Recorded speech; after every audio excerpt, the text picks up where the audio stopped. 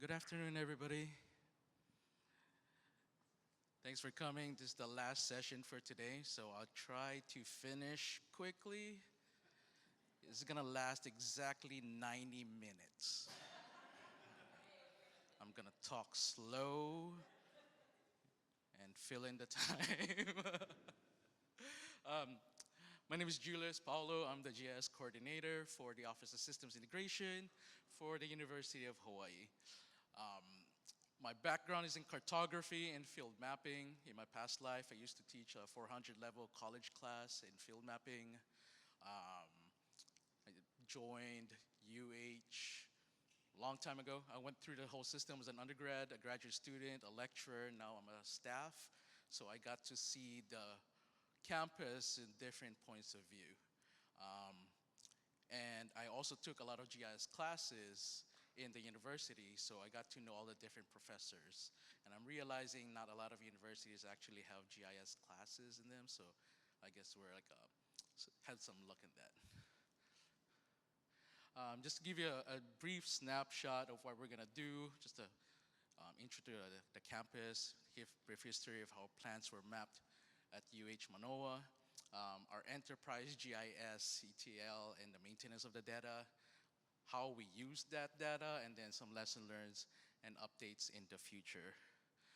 So just a little bit about the University of Hawaii. Within the whole system, there's 10 campuses around the whole state. The flagship campus is the University of Hawaii at Manoa, which is in Oahu right here, in this little southeast Honolulu area. And it's this white outline here, as you can see. I should explain a little bit about the geography of Hawaii. Our trade winds always comes from the northeast. So it comes from here to there. From this picture, it kind of goes from here towards here. And winds go up the mountain, the Akola mountain range. Clouds form over the mountain, then we're over the rain shadow. And that creates a lot of difference in the precipitation and the temperature at this location. So you can see here in the mountain range here, from this area over here is super green, over here to over here semi-dry, and usually over here is dry. So it's like a lot of differences within the main campus. We were founded in 1907. We are an R1 Carnegie classification research university, and we participate in land grant, sea grant, space grant, sun grant programs. As of fall 21, so these are our enrollment, 19,100, 14,000 undergraduate, 4,980 graduate students. The pictures I showed here, it was like the winds goes from here to there. So you can see there's a lot of rain in the back of the valley. This is actually classified as like a tropical rainforest. The main campus is roughly 350 acres, about 312 buildings, because a lot of those are those tiny relocatable trailer portables. It has small square footage, but we have to track each one as its own property number. So there's a lot of entries in our database. So it's about above 8 million gross square footage, but the facilities maintained square footage is just above, maybe around 6.5 million. That's because we do have like student housing does their own, and there's like special funded buildings, et cetera, et cetera. But today we're gonna be talking about plants and trees on campus. So UH Manoa is a level 1 accredited arboretum under the Board Arboretum ARBNet program. Level 1 is the lowest, and so level 2, level 3, and 4, the highest number. We do have a level 4 arboretum at the back of the valley, but the campus arboretum within UH is level 1. And just some average around the center part of the university, so about 39.4 annual rainfall, 212 annual solar radiance, average temperature 74 degrees, pretty much year round, about 70% relative humidity, so not much fluctuations there.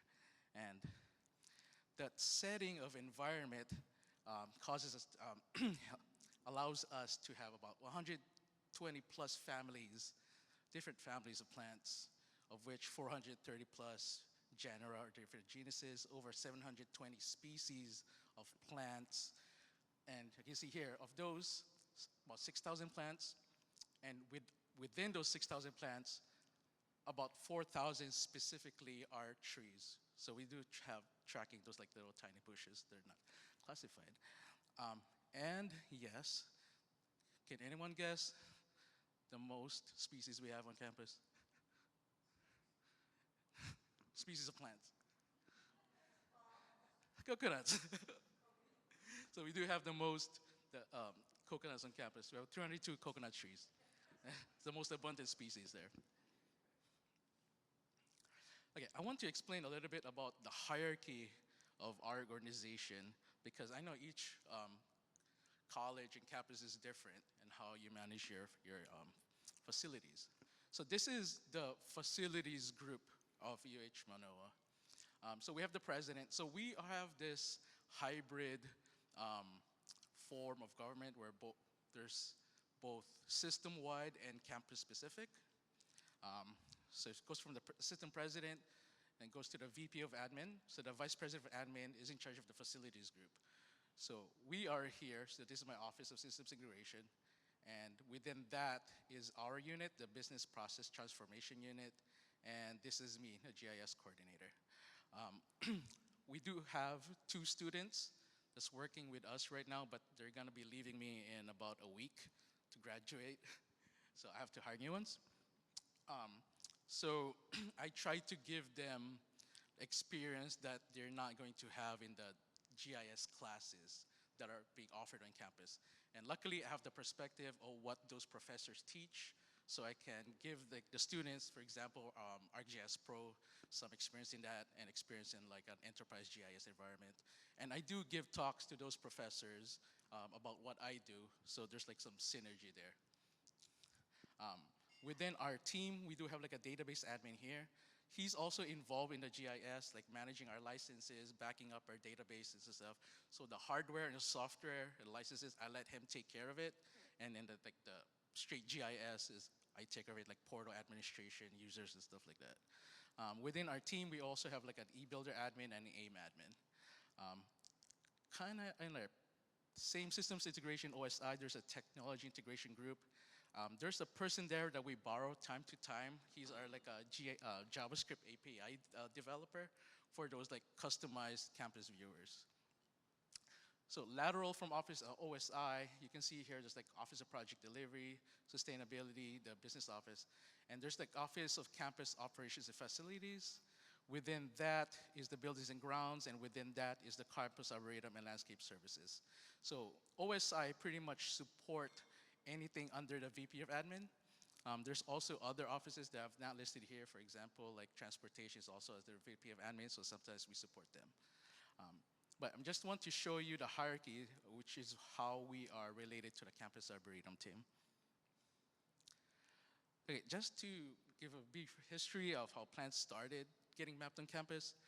It started in 1920. Professor Joseph Rock started gathering plants. I just want to read some of this. The first plants set out were Tusaicus originalis, the gift of the Board of Agriculture and Forestry. These were planted in the fall of 1915. Since that time, many acres have been reclaimed and planted with palms, trees, and shrubs. It's thought best not to start a regular botanic garden as the cost of maintaining such would be prohibitive. An arboretum was more within probable means. Probable, as at the time we started planting, there were no funds at all available for such a purpose. During the years 1913 and 1914, the writer made a trip around the world, paying all of his expenses himself for the purpose of getting into personal touch with the leading botanic gardens of the world, especially those situated in the tropics. It's been 100 years and sometimes we still have to use our own money to get things done. I just found that interesting. And he inventoried like the plants that he procured at the time. Around 1945, this is when the plants started getting mapped here. It's not CAD-based at all. As you can see, it's more like freestyle drawing. And by 1962, the different plants here, you can see the botanical name, common name, and the native region, and now it has this grid system, and looks like more and more like CAD-based, like modern mapping. And by 1996, this is like our plant brochure is based on CAD because I've seen the CAD file. And then by 2015, I'd say it was being mapped in some type of GIS. At that time, they were using Google Fusion tables, for those of you familiar. So in Google Fusion tables, basically they use the aerial imagery to put the points on the map, and the Fusion table would like give a tabular data, and then you can fill in different forms of information. It was going good, but as some of you may be familiar, there were two instances that happened why we took this data and put it into GIS. Number one, Google Fusion tables was discontinued, so we can't be doing that anymore. And number two, this person here, Davis Church, which was their GIS person, left the university. So we had to take all that information and bring it into Enterprise GIS so we can keep supporting the mapping program. So basically, we lost like the subject matter expert and the tech expert. So the campus Arboretum lost it, so we started helping out with the mapping. And so we have to take that data from Google Fusion tables and bring it into Enterprise GIS environment. Oh, and we're using Esri ArcGIS Enterprise. So how do we do that? So we have the default version, right, in the database. And we create an edit version of that. And the people who can do edits of that is GIS coordinator, which is me. And I'm the only person who can take that edit version and push it up to the default. And we have my two students who can do edits. But for the plants data, we also have the Arboretum curator that she knows enough basics of the software to input the plants herself and edit the data. But we also help out with that. And so first we have to do the QA/QC of the location of the plants, because as I described, the points were used like the aerial image canopy to kind of estimate where the plants are, like the center lines. In Google Fusion tables, there's this decimal lat longe that we exported, and we then put it into ArcMap and Software GIS. Sorry, it's small that we can't really see, but the green over here are the locations as a straight import with the lat and longitude. We have to fix those locations into their actual locations. And that is those red targets here. Luckily, we had a laser scan of our campus back in 2015 to 2017. And as part of the laser scan, there is a layer, a vegetation layer there that shows the actual location of the trees, the big trees. So pretty much like moving, like that green dot should be there, this green dot should be there, that green dot should be there. And so that's how we fixed the absolute location. We also input location of plants based on their relative location. So absolute is like, you know, the actual coordinates is been measured either by GPS or like a survey grade GPS or total station. You can map plants using relative location, in which you're using, for example, the surroundings to get its location relative to the sidewalk, for example. Like this plant is like 10 feet relative to this end of the sidewalk or 10 feet relative to that. So if your base map is good enough, you can use a relative location to put your plants on the map. And so you don't really have to measure the GPS coordinates every time. And then we do have market like how the location has been measured, if it's based on survey, if it's a relative location, etc. So that's still ongoing because there's like over 6,000 plants going on. So we do QA/QC for the location, but we also have to do the QA/QC for the data itself. So we can see here there's like different sheets from Google. Because the subject matter expert left, we have to kind of analyze this and try to interpret it, how to put it in GIS, the curator's replacement anyway. So we were using our best guess. So it's important that we do this now, or else if me and the current curator leave, that's another layer of institutional knowledge gone. So I bet a lot of you here have gone through that pain of losing institutional knowledge. So that's why we're trying to get it all in the system. So we imported everything just flat into one layer, everything loaded. I'll explain why we chose that path. And we try to put domains so that the Arboretum curator can just use the drop down from those domains and makes data editing simpler, and then to minimize the amount of typos. And so she does that, then I approve the data into the default version. Now what? If it's just in the database, no one can really use the data unless you know the software. So we try to create different viewers, so people who are not GIS software people can still do GIS. Like non-GIS people can still use the data. And so from the default version, we then publish in ArcGIS Pro hosted tile services, and then we use those for our custom base map as one example of how we use this. So as example of why we like to use a tiled data versus vector data, as you can see here.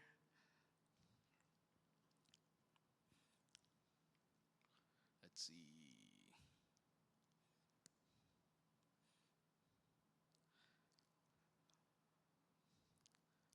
Okay, I hope the internet goes. All right. Oh, anyway. As you can see here, like, if we use a tiled services, the canopy size stays relative to its true size if we zoom in and out, while a vector tile is kind of like stays the same size as you zoom in and out. We want to give the sense of a general size of the canopy to our viewers, because we're like descriptive people. When we give directions, we're like, okay, go to this tree. Once you see the big tree, you turn right. And we can't really do that if all the trees look the same, But over here is like, we have like the big canopy. And these are not like fake representations of sizes. These are actual relative sizes of the canopies in our base map. And the way we do that is on ArcGIS Pro. So you click on your map layer here, and first you set a reference scale. And then you make sure there's under the display tab, there is the scale symbols when a reference scale is set. So once you have those two set, you go to your symbology. So when you're symbolizing the canopy, you go to size and then custom here. And you give it a value, and that would give you a size of that canopy. These values here are basically just a way for me to get the radius, because you have to give it a field. In our field, we have the canopy area. So this is just a formula to get to the radius. And you will need to find a constant that would work with the reference scale you set. And unfortunately, this is not a straight mathematical formula, because this size of the circle is not really going to give you the same as the size of the image in that tree symbology layer. So you kind of have to do some testing on what's the constant you need to use, so that the resulting size of that tree canopy symbol is similar to the actual image size in the world imagery. And so that's what we did, and that's how we created this base map with realistic looking size canopies. So that's one usage of the data. Then we also do another hosted map services so that we can create a plant finder. We use hosted this time because there's so much plants that we want to reduce the latency. So under our map, our plant finder, we use ArcGIS web app builder, and it's just the filter widget. And this is how it works. So we click on a point, and then all this information popped up. And we can also use the filter here to query the map. And this is the link for you that wants to look at it later, or if we have time and you want to look at it. It's public, so anyone can view it. So we created this as a replacement for this. So we just wanted to give an equivalency. And so this is our new plant finder. So we tried to give them an equivalency of their like drop downs from this and the filters they have from that. And it's basically using filters by unique values. So this binomial nomenclature is a scientific name. Just making sure that it's pulling from the correct field on your table. As long as you can pull that, then it should be easy. And these ones are, it has domains for these fields. So it's like, that's how we show it in the dropdown. And then we have filters, yes or no. So for example, if people want to know which trees are native, it's just yes or no. Is it a canoe plant, meaning was the plant brought over by a canoe, yes or no? Are they medicinal, or are they lay plants, like can they be used for lays? So that's how those filters work. Now, once that's done, we download the data and host it in our portal. And it's just going to your portal and just click the download. We do that primarily for two reasons, or three reasons rather. We want to change the favicon. So it's not the generic favicons because you have multiple tabs open. At least you can find the correct page you want to look for. We want to give it a custom URL so it's easier to find. It's map.hawaii.edu/ma-plantfinder versus the long ArcGIS web app builder URL that you normally find. And also, we want to put Google Analytics in the page so that we can see how it's used or how often it's used. So when you download that app and you unzip it, it gives you this much files with it. You basically just need to look at the JSON and the index.html.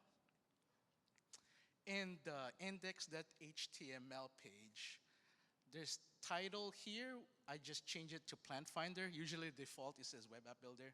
And that's so that you can find a specific app in your portal. Over here is where we put the code for Google Analytics.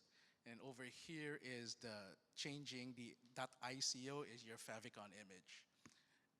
And also in the config.json page, we have this app ID. You have to input your app ID there when you register it to your portal. And so doing that, we found these analytics that so far this year, there are about 1,500 users. And we found that around Tuesdays and Thursdays is the spike. So we think that there's a class out there that's been using this data. We're not sure what class out there yet. I asked the campus arboretum curator to see which class it was, but so we're checking which one is it so that we can make sure that it's useful for their classes. So now the data is being used not just by the general community, not facilities, now it's like being used by the academic community too. Another way we show data is internally to our facilities guys, landscape and other BGM users who do not know the software, but we want to give them access to the data faster via viewers. So we create from the edit version now, not the default version, but the edit version, we publish an editing feature service. And from that, we plug it into a web map and put it into the GM Plant viewer. Why we do this is because as soon as the Arboretum curator makes an edit here, the rest of the landscaping staff can see the data right away in the BGM Plant viewer. They don't have to wait for me to push the data to default and then push it to the plant finder. So this way is a faster way to get to that data. So it looks very similar to our public plant finder, but just fewer filters because they know about the plants. They don't need to know all the other information. And so this is a zoomed in view. So really here, the pop-up is only says like the accession, which is their unique ID. Then they also have what family it is, what is genus, the scientific name, what's its common name, is it a plant, oh sorry, the plant habit, which is it a tree, a ground cover, a shrub, and if the status is living. So when you zoom into the map, the accession and the common name shows up right away, even as you click here. And our landscape tree management people, they use this specific app to load in their tree care report survey. They use Google Forms, and it works for them, so we don't want to break their process. They've been used to it, it works, why change it? But we try to just have a viewer to give them an easier way to get data. And what they use it for is here, these two fields. So they input the species, and the UHID is the specific number. So the guy just goes here, copy and paste, and that's how it works. And then we also use a dashboard coming from the same web map just to give it a different type of information viewer. So it's just a quick way to quantify the plants we have. So about 6,000 plants, of those 3,900 trees. These are the amount of trees that have signage on them already. These are the amount of trees that have the old signage, so that's like their new target. Over here is the same filters for families, genus, species. We list here like the top 10 species, like the top 10 genus and the top 10 families here. So if someone asks, oh, which species do you have the most on campus? They can just go here real quick. We don't have to query the attribute table. They can just go to the dashboard. And I gave them links to the BGM plant viewer and also to the plant finder. So just like one dashboard that goes to all this data. And I know the University of North Carolina is not here, but I just want to give them a shout out because they shared a dashboard back in 2019. I think it was a space dashboard. And I basically use this a template to my own, just change the colors around. So thank you to Lisa and the UNC team if you're watching this somewhere or listening to it. So another way we share the data is also from the edit feature service. We create another editing web to create a signage editor. The BGM Campus Arboretum staff used to have a student, and their role is to input signage and install signage for different trees. They don't need to know or edit any other data except for the signage status. So we created an app specifically for that purpose. So these are the different symbology. So green, it has been installed. Red is the target, meaning that's their target trees that they want to install signage for. Blue is the old sign, so if they need to replace that. And then the rest are like others. So basically, we use also web app viewer. When they click on that point, all they can change is the signage status. These are all locked down. So they can put, if they put the signage, they can change the setting to installed. And this is what it looks like. And then as soon as they closed the editor, our database has already been updated and it's there. So once again, we don't have to teach the student to use the GIS software. We can just have them use an online editor. And so some lesson learned and future updates. What are we gonna do? Number one, we gotta simplify the data cardinality. As I told you earlier, we put in everything flat, loaded, because we try to give them that equivalency of a viewer. But it's hard to edit a lot of plans. Like for example, if they need to edit specifically the description of the coconuts, they have to first select all the coconuts and make sure that their field calculator applies to all of those. That's easy for me because I do GIS every single day. But for the campus, the curator, who has kind of just like a fundamental understanding of GIS, it's easy for her to miss that.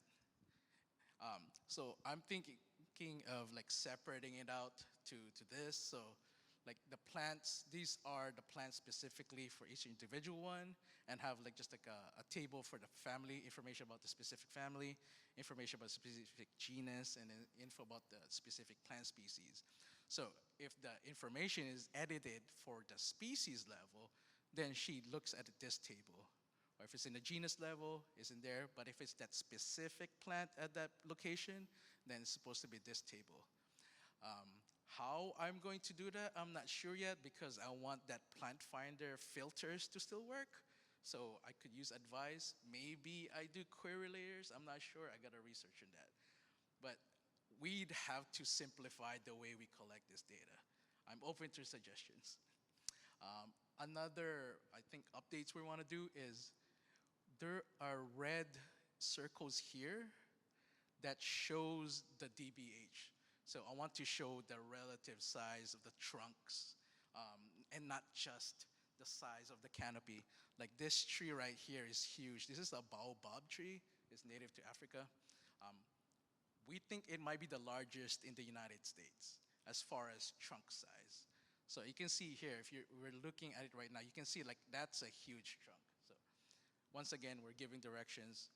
Take a right by the tree, meet Julius by the food court, that kind of thing.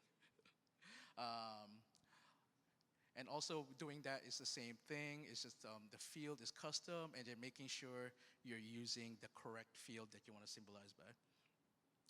And of course, we probably want specific pictures for that specific plant. Right now, we just have a generic one per species, but we do have started taking pictures of individual plants in those locations. So it's always good to have a picture of a plant. So when maintenance people have to cut and maintain it, there's no confusion as for what plant that would be. And yeah, I think that's it for me. I hope. My goal is, I'm not the expert on this, but if you can get at least one advice from me today and you can take it to your campuses and you think you can apply it, I'm happy. Just one. And if you have any questions, let me know if you want me to like look at any viewers specifically. Yeah, that's the end of my talk. Yes, questions.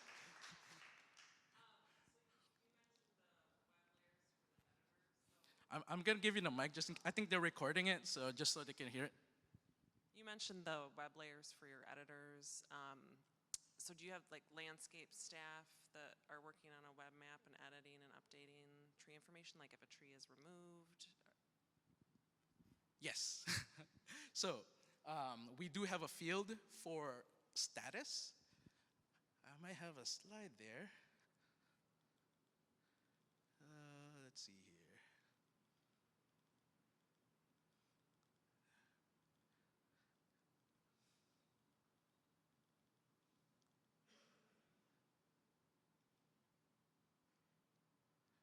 Have it.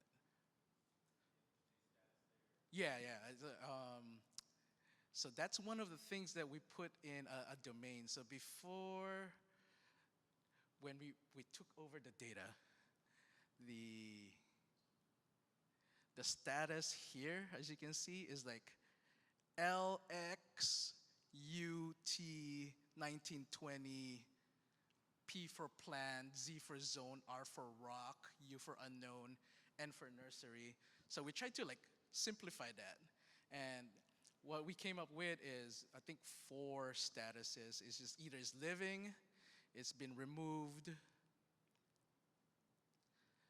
it's living, removed, and perished, and we still have unknowns, unfortunately, because when we imported that plant on the map is like all the way to the ocean, so we don't know if those still exist.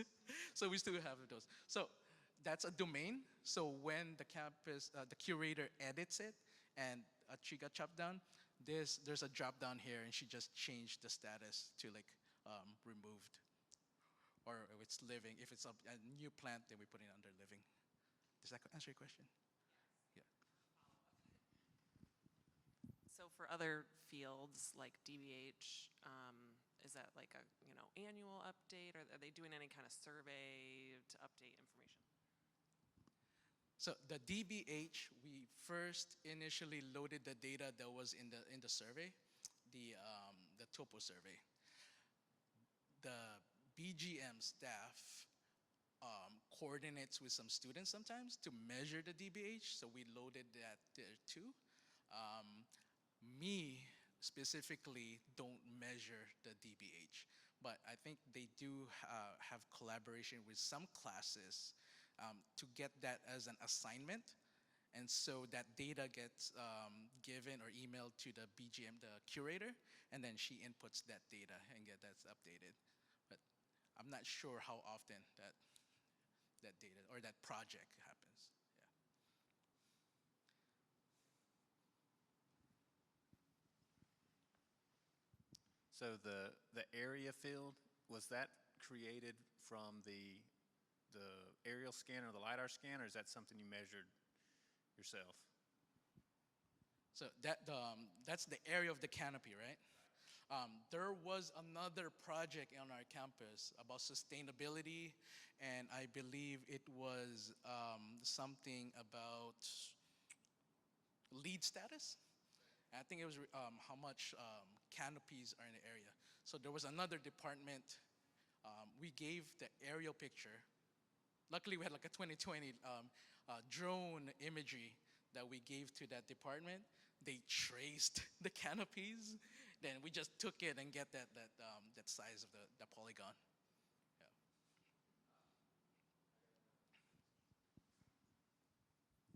Yeah. You were talking about the Google Forms. Would it be worth going to Survey 123 if you could link directly those two fields and import those? Would that be worth trying to get them to switch? I think so, but I haven't tried to break their process. I try not to what's the word? Disrupt. I try not to disrupt their workflow just because it works. And the landscape manager, for the tree maintenance, it works for him and his staff. And it's just going to the BGM plant finder and just copying and pasting the accession and the species, and that works for them. So if it comes to that, I think yeah, it would work, but I'm just making it simple.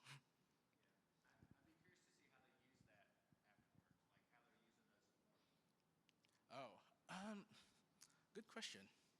I know they have to have a maintenance for like Tree Campus USA, for example. Yeah. Oh, all right. Yeah, so the landscape manager, the ground people, they don't use the form. It's really the landscape manager. He knows what's been updated, but instead of entering into a straight Google Sheet or an Excel, they use the form to input the data. I didn't ask why they did it that way.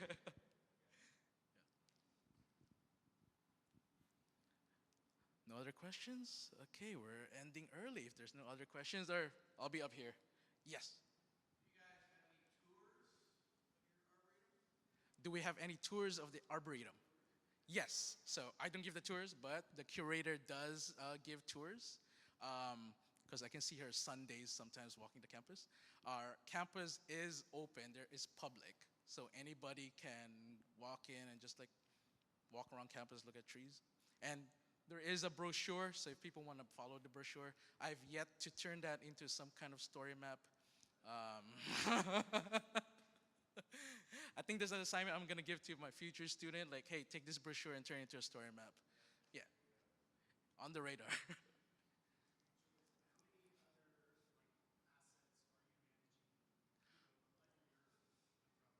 How many other assets I'm managing under my umbrella?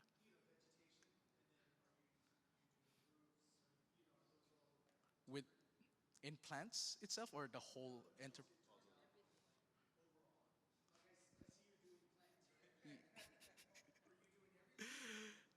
Uh, I guess a lot, because this is plants.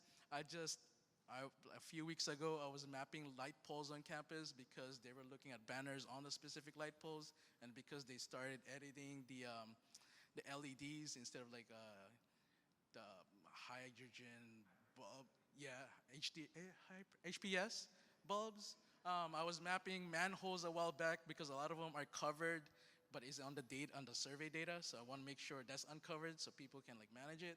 I got pulled into a sprinkler project because they want to map where all the from the backflow and to like the valves, so that if like there's a broken sprinkler head that's broken, they don't have to shut the whole backflow. They can just go to a valve.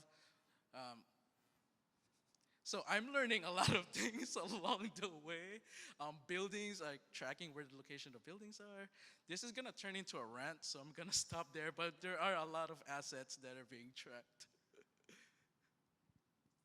and it makes you like know the different systems too. Like kind of like all of facilities, to be honest. There's like plants to water utilities, light utilities, and parking and other stuff. Yeah. Yeah. Yeah. So this is one of the first data we imported when we started Enterprise GIS. So that's why our main mission is to give that equivalency of the plant finder, um, and to get that working. And now I have to look at how can we maintain that easier for everybody. That if anything at a species level gets updated, then all of it gets updated. You know.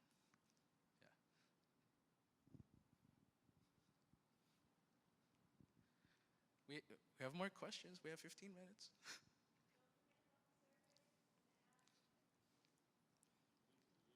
Oh, okay.